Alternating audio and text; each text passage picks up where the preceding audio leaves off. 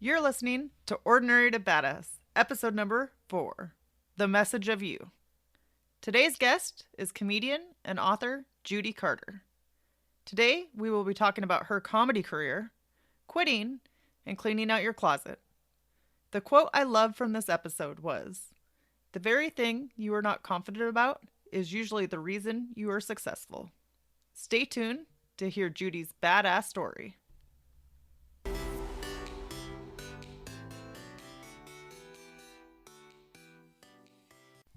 Hey friend, let's talk real talk here for a second, before the episode begins.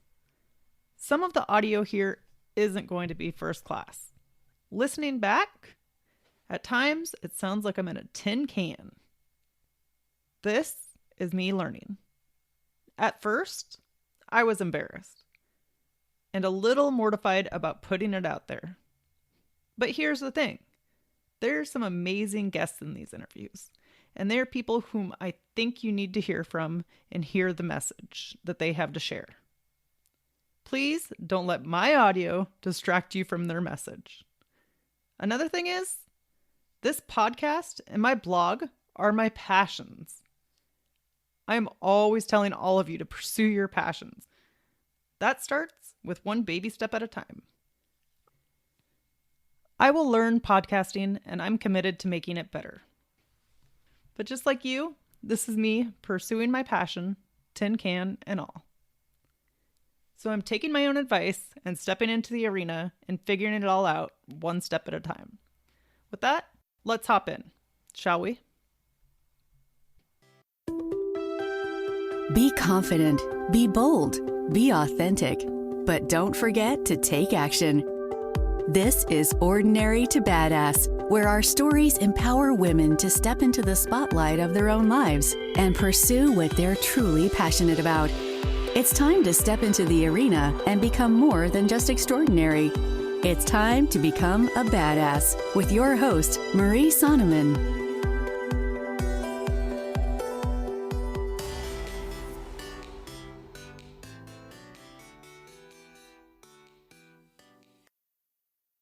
Welcome to Ordinary to Badass. Whether you're ordinary or badass, I'm glad you're here. Today's guest is Judy Carter. Judy, thanks so much for being here.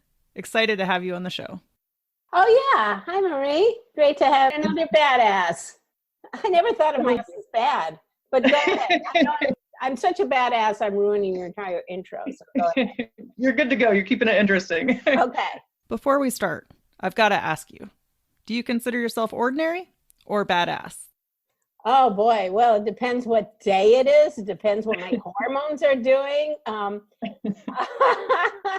never thought of myself as ordinary. I've never used that word. And I haven't used particularly badass. So, because I think I have a petite ass. It's not bad. It's tight for my age, I have to say. I'll go with the badass. Go ahead. Okay, petite, tight, badass. Gotcha. Thank you.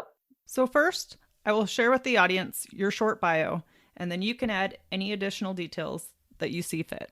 At an early age, Judy Carter discovered that the messes in her life made great comedy material, leading to her career as a headlining stand-up comic performing with Jerry Seinfeld, Prince, and others. As an author, Judy doesn't like to brag, but she did write the Bible. No joke. She's the author of the Comedy Bible, Simon & Schuster, touted by Oprah Winfrey as the book that can show you how to be funnier. Judy's new book, The Message of You, St. Martin's Press, shows how to find your signature story and use it to inspire others. Judy's message of using humor as a transformational tool has made her a sought-after international keynote speaker for the Fortune 500 companies, as well as a regular contributor to NPR's All Things Considered, The Wall Street Journal, and CNN. Watch Judy's videos at judycarter.com. Wow, Judy, what a bio. Super excited to have you on the podcast. Marie, good for you for putting this all together. Yeah, thank you. Do you have any additional details that you'd like to share with us? Nothing I'd like to share particularly. Okay. I had a little indigestion last night, but I don't think everything needs to be shared. Okay, good point. So true. So if you'll go ahead and share with us something that you're most proud of accomplishing. Certainly hasn't been diet, tell you that. I was proud of myself when as a speaker, I'm asked to speak a lot about how to use humor to deal with stress and change. And I was invited to speak on a day of motivational speakers. And the speaker right after me was President Bill Clinton. And this was 8,500 people. Yeah, small, intimate audience. Yeah. And I have to say, being backstage, meeting him, and speaking that day was a real highlight of my career. I also on the bill was like people I really like Deepak Chopra. It was like a real highlight of my career. That was awesome. So I would go with that rather than the last diet I was on. What did it take to accomplish that moment or to get there? Sex. No, I'm kidding. I'm kidding. Wouldn't that be awesome if I could sleep my way into getting gigs? No, at my age, nobody is interested in that. Let's see, what did it take? Well, it really took, I wrote about the entire experience because a lot of people ask me that, like, how do I have your life? Every woman, right, dream is to speak and get paid for it. We all love to speak and to get paid for it and be able to speak and have nobody interrupt you, is pretty awesome. And be able to make change and create change in people's lives, what is awesome. And make people laugh is awesome. So everybody keeps going like, how did you, the same question you asked me, how did you get to that? And so people would go like, well, let me pick your brain. And, they try to, buy me a slice of pizza for lunch and want me to know that.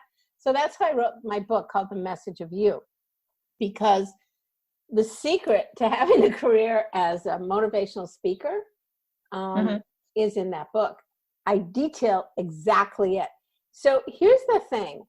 People have all the information necessary to do whatever they want to do. But the problem is that most people are absolutely unwilling to do the work that it takes to have those accomplishments or great moments in their life. So you can tell people exactly everything you need to know anyway is on the internet. But what actions you take will determine whether you hit those peak moments or success or get paid for being an expert at something. Right. It just takes grunt work. I would say 90% of being a stand-up comic or being a speaker, 90% is grunt work. And it's not pleasant. There's nothing fun about establishing and updating a contact database. Okay, it's not very exciting. I'm just going to tell you that right now. Right. No, I totally agree. Everything that we need, we have within us. It just takes work. And it's sometimes hard to stick with it and keep doing the work. Yeah, as soon as anybody says, this is what I want, challenges will come up. Oh, yeah. It's like the universe says, yeah, this is what you want. All right, let me throw some obstacles your way. Let's see how much you really want it. So let's talk a little bit about your struggles then. Tell us about a time when you gave up, but now wished you wouldn't have. I saw that you were going to ask me that question. I was thinking about it. And it's like when I gave up on something. I don't think giving up is a bad thing. I really don't. I think my problem in life is not giving up and beating a dead horse, because like I remember I was in this kind of program called Landmark Education. It's kind of like EST, and it's like self-actualization, and there's all these different courses. And it's truly an awesome program to discover what your passion is and how to pursue it. Anyway, this last course I wasn't so into. And it was about you had to go and manifest something in your neighborhood. Well, I'm a big manifester. I think of something on Monday and I've got it done by Friday. That's the kind of person I am. Mm-hmm. So I was telling someone that, you know what? And this is really hard to say. I said, I hate to say this, but I think I'm on a different level than these people. Like, it's so arrogant, right? What an a-hole I am, right? And I don't want to do it. I think for me, quitting is a good thing to do. And I think if I stay in it, this will be another thing that I take time out of my life doing something that I'm not into, and I don't need to do it, right? Because how do you figure out when you quit something? Are you quitting? Why are you quitting? Because in this case, my time could have been spent doing a lot better things than being in this class that I felt, I've already done in my life. So my coach, we all had coaches, said, okay, you can quit, but you have to tell the group. You have to tell the group. I said, oh God, I'm going to stand there in front of everybody and say, I'm better than you people. Okay, you have to do that. If that's what you feel, you have to. And I did that. I said, I'm been there, done it, did this. It's nothing I need to learn, and I am going to quit. Well, people started like yelling at me, all this stuff. And I have to tell you, quitting became memorable and taught me a lesson that I've taken in for so many things, because there should have been books that I spent 2 years of my life writing that I never should have written because I wasn't really into it, right? It wasn't my path. And sometimes someone will give you a suggestion. Oh, you should, be an actress, right? And now you're out there spending all this money on acting classes and not getting anywhere. And maybe you should quit, To me, quitting, if it's done in a conscious way, is much better than not quitting. So my issue in life has been always doing what I say I'm going to do. And sometimes I just say too much and it's debilitating. Right. So I know this was a long ass answer for a badass.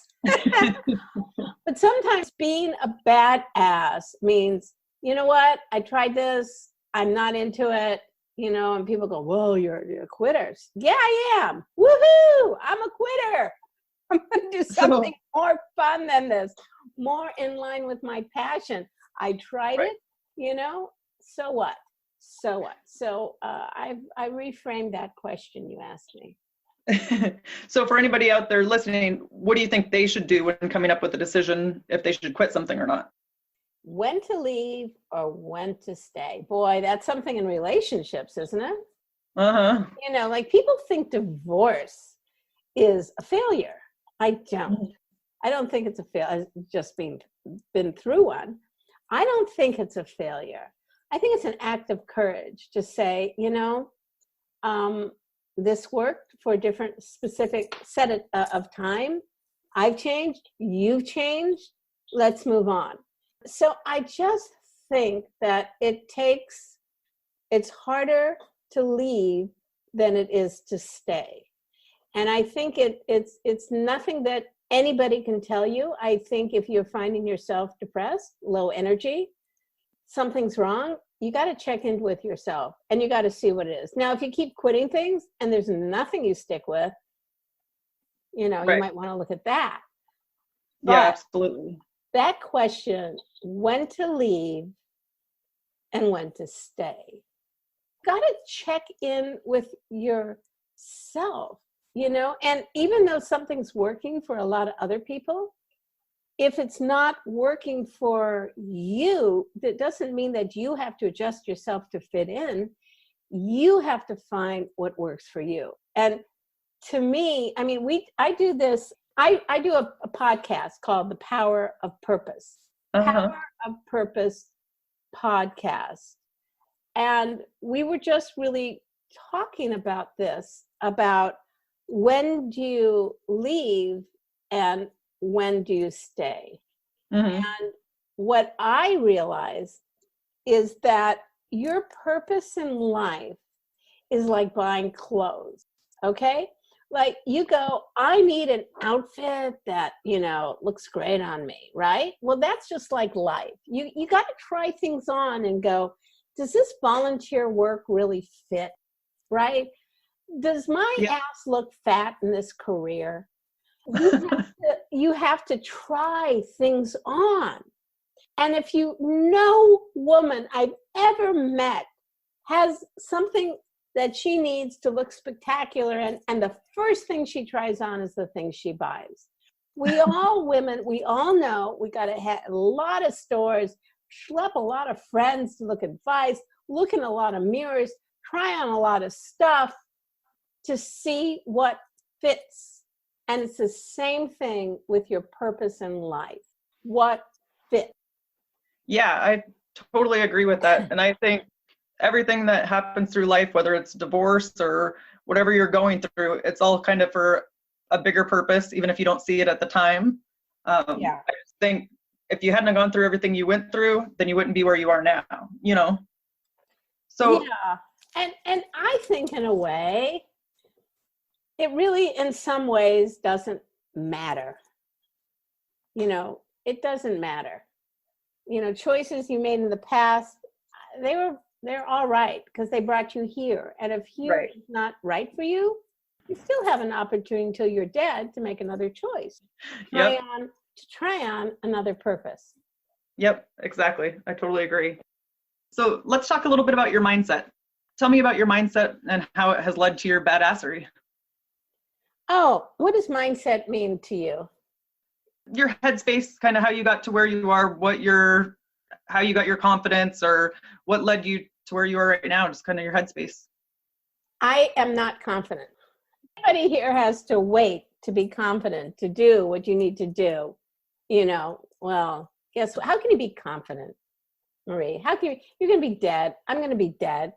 That doesn't inspire confidence. One day, and before I'm not here, and before I die, I will absolutely disintegrate. I'll have, more creping on my arms than I did on my prom dress. My breasts will, be sad. Sometimes I look at my dogs and go, isn't it weird they got nipples on their stomach? Yeah, really weird. So do I. So how do you have confidence? I think we all have low self-esteem, and we all have a variety of degrees of low self-esteem. Okay, so first let's establish that I am not confident. Second is that the very thing that is your defect that created a mess in your life, let's say, mess meaning that in your childhood something bad happened, and something bad happens to all of us, a break of trust. We were mocked. We had some kind of disability of some sort. That is actually what leads us to our success. So my mess in childhood was that I grew up with a very disabled sister. I grew up with a father who was really super mean, and a mother who, needed me to be perfect. Okay, so I had a terrible speech impediment. Terrible. I couldn't speak. I make a living now as a speaker. Yeah. So the very thing that you're not confident about is usually the reason you're successful. So I have found this to be across the board true. Like, I did a speech for bankruptcy clerks, and these are people who are, really organize everything, fill out forms, enter data, all deal with numbers. And for the most part, in talking to them, I found out they all grew up in a certain kind of chaos. So their life became about organizing, putting things in compartments, having a system, because they grew up in chaos. So I have found that whatever someone's mess is really their key to success, and truly the message of their life. If you look at the word message, you really can't spell it without the first four letters. You can't spell message without a mess. And you usually can't see that mess without the last three letters, age. So this relationship between looking at a certain age at your mess is really what people create as their success. Does that make sense? Yeah, totally. So you talked about having a speech impediment as a kid. How did you then start speaking? Like the first step to get you start speaking in public? Okay, so here I had a sister who was severely disabled with cerebral palsy, incontinent, couldn't speak, communicated with gestures and howling, essentially, right? So I developed a way to talk to her with nonverbal communication, because she talked, and I had to interpret what she said. And so I didn't have the ability to hear a word and repeat it. That's missing. I think there's a word now that they call it, but I wasn't able when you repeat a word to repeat it back. So oddly, what I wanted more than anything when I was 7 years old was to be a magician. And I went to a magic show and I saw this man having powers to saw women in half. And I went, wow, I want to do that. I want to have that power in life. Not particularly saw women in half, but mostly considering my sister to put women back together.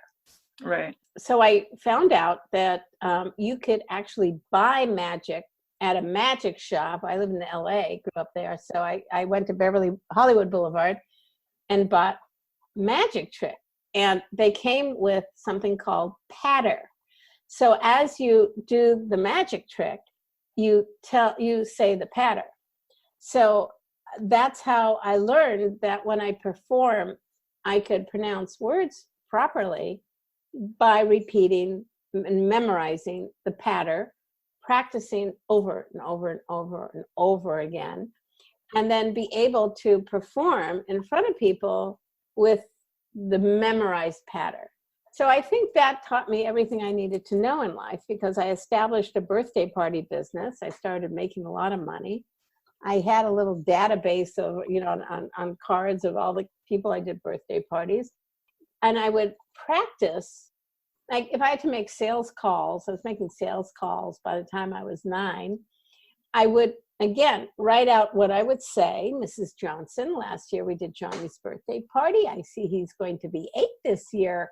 Well, we've added the accordion. So anyway, I would write it out. So that's how I got over my speech impediment, by rehearsing and rehearsing and rehearsing words, because there was a huge payoff for me. I was making really good money at, 8 years old, No, I really love that story about how you overcame your speech impediment. I think that would be very useful for everybody listening.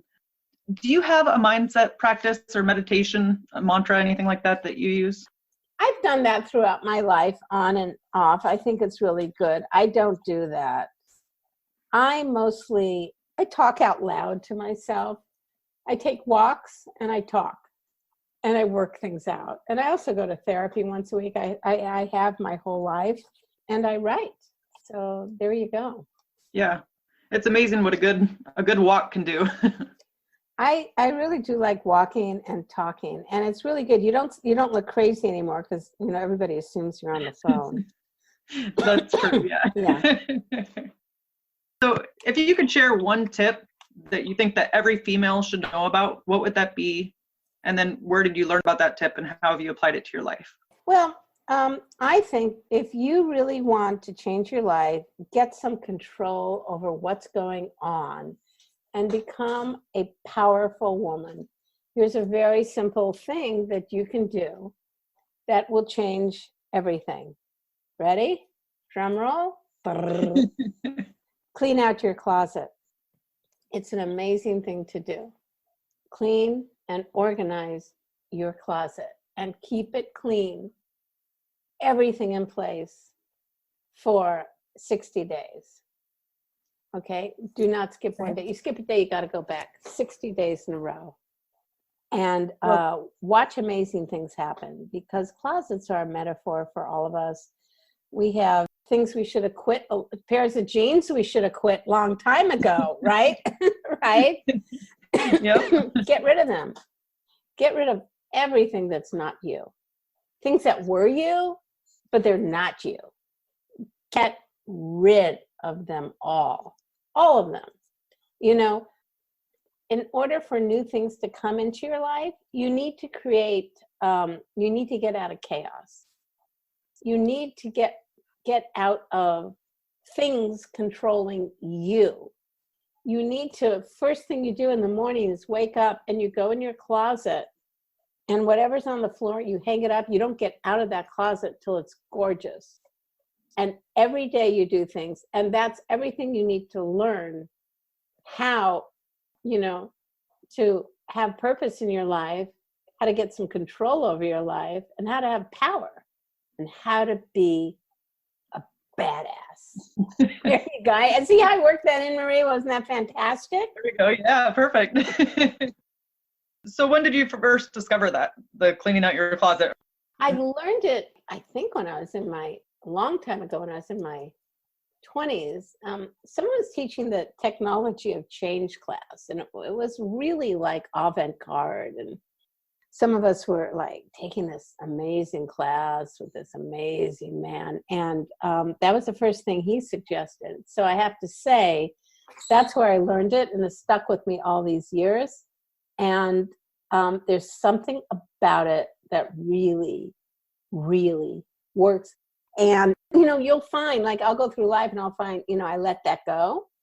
And then my closet's full of stuff. And I just recently had a stack of clothes that was over 8 feet high of just cheap stuff that I just keep holding on to, you know? Yeah. It's really weird, but this whole conversation seems to be about quitting, right?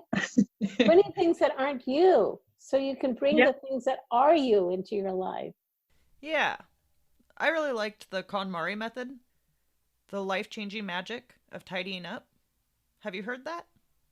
Oh, yeah. Do I find joy in this? Do I find joy in that? Oh, yeah. A lot of people say they want things in their life, but they're not willing. They'll go, oh, I really want you. Really? Yes, I'm passionate. That people, you know, hire me to consult with them, and they'll pay me a lot of money and never show up. You know, Right. It just, you really have to do something, and it starts with you. Yeah, I totally agree with that. So how do you get inspired and stay motivated? Well, I don't always stay motivated. I have a thing with me where, it's my whole life, especially when I was doing stand-up. Because when I was doing stand-up, I was working like 46 weeks out of the year. I was traveling a lot. And my act would get so old and stale and just horrible. And I wouldn't change it. I'd keep doing the same thing, keep doing the same thing. And then it would have to get so painful for me. And I hate myself so much that that's when I would change it. I'd have to hit bottom. So that's what motivates me, is to let myself get to a place of depression or anxiety or self-loathing. And those things are fantastic, because that's what it takes to transform your life. Yeah, I love hearing that, because a lot of times people just get frustrated and they give up or quit, and they don't take the next steps to move forward. I think hitting some of those lows or those bottoms are what it takes to succeed. Yeah, but here's the thing. You always have to give up something. And people think that's bad. No, that's fabulous. There's nothing better than nothingness, because as human beings, we're frightened of it. So we will instantly create something, you know, like people who are single for 1 minute, they'll go, I got to get in a relationship, you know. So that nothingness is a motivator, for me at least. You know, self-loathing is fabulous motivator. You just got to use it to your advantage, you know? Yes. So let's talk a little bit about badass advice. What was your turning point for accomplishing your goals and becoming a badass? I've never had goals, so I wouldn't know that. I've been an entrepreneur since I was 8. I've never really had a job. I was a high school teacher very briefly, but I couldn't handle all that money and prestige. My God, teaching. Bless those teachers. Bless those teachers. But how do I accomplish goals? What are some tips to accomplish goals? Like, what was a turning point for when you started accomplishing your goals to become a badass? Was there any turning point for you, or have you always had the same mindset? I am in touch with my little voice inside myself. I wake up with ideas. I go to sleep with ideas. Like when I was 10 years old, we got an idea to do a magic show, do a backyard benefit for Cedars-Sinai Hospital. We called up the newspapers. We printed up tickets. We had some kind of toy mimeograph. LA Times came over, took 4 pictures of us. I mean, I would say my tip is say yes and then figure out how the hell you're going to do it. Because it's like trying on clothes again. It might not be right, then you quit. So what? But say yes. And that's when life becomes an adventure. Life becomes an adventure when you say yes. I totally agree. I think we say no way too quickly, but it shuts ourselves off to opportunities in life. Yeah, it's like, let's say someone say, hey, can you do a 15-minute comedy set? Yes. And then figure out how to do it. Right. You will feel more alive because you'll be more scared than you ever were. But that's my next thing to do. So say yes and do something scary. Nothing makes you feel more alive than doing something scary. You and I did. I'm really proud of myself the other day. I did something scary. What? Well, I have this laptop. Here it is. It's this laptop, right? And I really like it. It's 11-inch MacBook Air, but it's 2013. The battery's dying all the time. And I went to see that batteries cost like $200, $250 to replace. And I need a new hard drive. And I hell with it. I did it myself. I bought a battery for $35. I bought a new hard drive. I watched a couple YouTube videos. I got some special screwdrivers to open it. I got myself a little static wristband because that's what it said you have to static. You can watch a YouTube video on anything and figure out how to do it. And I changed my laptop battery and hard drive, and I've been feeling that glow for a really long time now. I have. I did a week ago, and I went like, I'm such a badass. Our battery changed it. How cool is that? Like people think I'm going to do something daring and they go skydiving. And, there are opportunities every single day to do something, that will make you feel alive, challenge you, educate you, and you're going to feel good about yourself. Yeah, I totally agree. I changed a door handle and had no clue how to do it, but good old YouTube. Right. Oh my God, there's nothing like using an electric screwdriver. Yum. So do you have a morning routine that you can share with us? Morning routine. Yeah, I guess I do. I always clean, like I do the closet. I just don't go out of that closet or out of the bedroom until everything is like really in order. Then I clean the kitchen, right? And take care of everything. And so my house is in order. So I take care of that first, then I get coffee. And that's important to me. So I just, do that right away. And then I exercise. I go to Pilates. But I'm going to add something because I'm going to get up a little earlier because I'm finishing my new book, The New Comedy Bible. And so I'm going to get up at 5. So at 5, for 3 hours, 5 to 8, I can write because nobody is up and bothering me. Nice. Even the cat, terrible cat who was like at like 7:30 a.m. and like, meow. Like, I don't know where he learned to scream like that. And you know what he does? He finds there's a place in my hallway right by a staircase where sound is amplified. Oh, yeah. Right? Because there's no carpeting and it's hardwood floors. And that's where he does it, facing the wall. So you can hear it down the block. You can hear it from the moon. It's a meow. And it's like, oh my God, you gotta get out of bed. Horrible. That's funny. So what's one thing that you've learned from a woman in your life? I guess the one woman that I've learned the most from was my grandmother, who was an immigrant. She came to this country not speaking the language, not educated particularly. And I wish she was here because I would have asked her so many more questions. How did she do this? What was it like on that, taking a ship from Russia to Ellis Island in New York?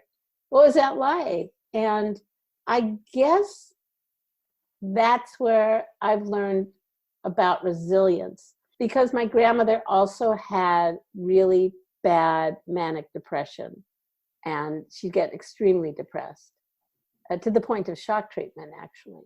And yet she was so resilient about so much. And to me, that taught me that no matter what cards you were dealt in life, no matter what hardships you had, that I have a character that I inherited from her. Right. It always tells me that I'll survive and I'll do something with it. I love that. That's so cool. I think it's funny too, some of the traits that are just passed down just through your DNA alone, Oh yeah, and she was so funny. I tell her about a sperm bank. I tried to explain a sperm bank to my grandmother. My grandmother, she says, what are you talking about? How do you trust the place? Everything's frozen, nothing's fresh. What? That's crazy. So that's where you got your sense of humor. Oh, she'd make me laugh. She wasn't trying to be funny. She just was so funny. She was always so scared too. She'd call me and go, Judy, they're at the door. They're at the door. The Nazis, the brown shirts. She called them the brown shirts, because she was harassed by the Cossacks. The brown shirts, Judy, they're at the door. And I go, Grandma, come out of the basement. It's UPS. They have a delivery for you. It's all okay. I just loved her. I loved her more than life itself. Okay, so can you share a habit that contributes to your success as it relates to overcoming obstacles? Yeah, I have to. I've been in Weight Watchers since I was, I think even as a fetus, I was going, God, am I chubby or what? I've been in Weight Watchers, and I go in and out of it. And, most women listening to this probably can relate. We never feel we're thin enough or more beautiful enough, or, we're not enough. And that's an issue I deal with. So what I do know is that I am happiest when I am tracking food and exercising and writing. And those three components, when I stop them, I get depressed. When I do them, I'm not depressed. It's as simple as that. Being conscious of my body and writing, and I guess writing is also consciousness, is what I need to do to be happy. Now, do I do that all the time? Hell no. But like I said before, you stop doing them, you go and get in depression. I get in depression. I start hating myself. I hate myself so much that I get to a point, kicks me in the butt, back in. Yep, I can relate. I do Weight Watchers too. So go WW. Yeah, well, anyway, like I said, in it since I was really 16, and I'm still doing it. So it's not it's not something that you're cured. Oh yeah, it's always a lifelong practice for me. It's like I have to make myself go no matter what, even if I gain weight. You know what I mean? 100%. So how often do you read? And can you recommend a book and why? Well, I guess I'll just recommend my book. There we go. The Message of You, or the Comedy Bible. The reason I'm recommending those books and doing shameless self-promotion is because so many people have accomplished their dreams from the advice in that book. I just got an email today from someone who's going, oh my God, I just got paid $10,000 for giving a speech. I didn't even know this existed as a career. I love inspiring people. And then some of my students from the comedy book developed their careers from it. Seth Rogen took my class, Sherry Shepherd, who was on The View and doing a lot of stuff. So many people I see on Jimmy Fallon They all started with the comedy Bible. So when I read books, mostly I just read thrillers because I have a hard time going to sleep at night sometimes. And because I'm into the story in my head, so I listen to books that have a totally unlike my life. Usually someone killed somebody, And that helps you sleep? Does help me sleep because it's just a compelling story to get me out of my story. Yep. So when does the new comedy Bible come out? Hopefully September, you Okay. know, hopefully. It's just, hard to, just taking a lot longer than I thought. Right. That's with everything in life, right? Yeah. So let's go ahead and end with a tip to empower women and share with the audience how they can connect with you. Well, we have I'm run an online university, and it's and people join for a year, and it's incredibly cheap. Embarrassingly so. I won't even tell you what it is, but it's called The Message of You. And so if you go to themessageofyou.com, we offer, and you don't want to join, become a member and get feedback on what is your message and who you are in life. You can just be on our mailing list, and we have webinars all the time. Like tonight we have a webinar, and I don't know when this is coming out, but the webinars are all free, where I talk to a TV producer, how did you become a TV producer? How do you become a writer? How do you become a stand-up comic? How do you become a speaker? And so all these webinars are free. So if people want to go to themessageofyou.com and just sign up, I'll send you how to, do an assortment of things, and you can be in our community and start finding your message and put it out to the world. Okay, yeah, that's awesome. And I would definitely recommend it. I heard Judy speak at a Toastmasters meeting. Actually, it was a conference, and it really helped me. I was terrified of using humor in my speeches, so I tried to avoid it at all costs. But your speech really helped me. So Judy was the keynote speaker at the event, and her tips on humor really helped me. So I would recommend it. It is. People love to laugh, and we need it now more than ever. Yeah. So thank you so much for being on this show. You have been a total badass. I will make sure to put in the show notes how our audience can connect with you. Okay. Okay. And with that, we will end the show. Till next time, friend.